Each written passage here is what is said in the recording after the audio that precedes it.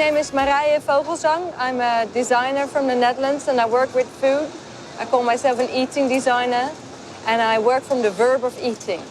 If you look at problems, then food is one of the biggest parts in humanity right now. I think we've never been on a point where, we've never had so much food in the history of mankind. We actually do live in the world of abundance, but at the same time, we also are living in the world of bad quality food and bad food distribution.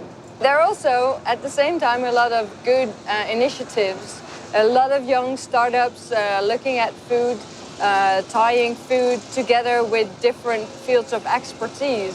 So, for example, food and the digital world is bringing farmers a lot of more resources to work in a more sustainable and a better way.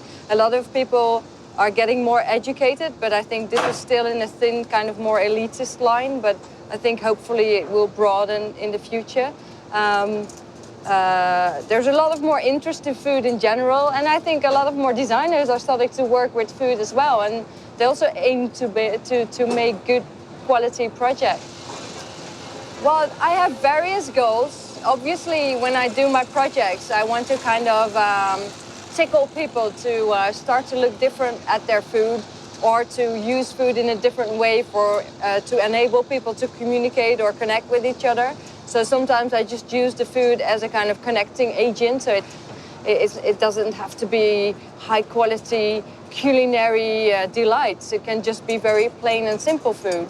And sometimes I just want to show where the food came from, or sometimes I just want to make a fun experience for people. But then the bigger goal is to enthusiast more designers to start working with food in a sensible way.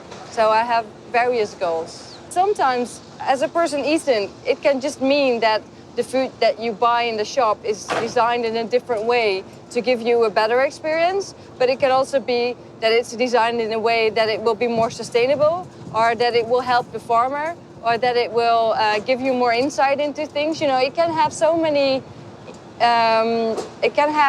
outcomes. It really depends on what kind of projects you're working on. I think everybody knows that food is a kind of social glue, so sometimes I really just use this food to get people to communicate together, or to get people to share the food at the table. It's a very basic way of working. Everybody knows that once you share food, that you also share, you share something, you get connected.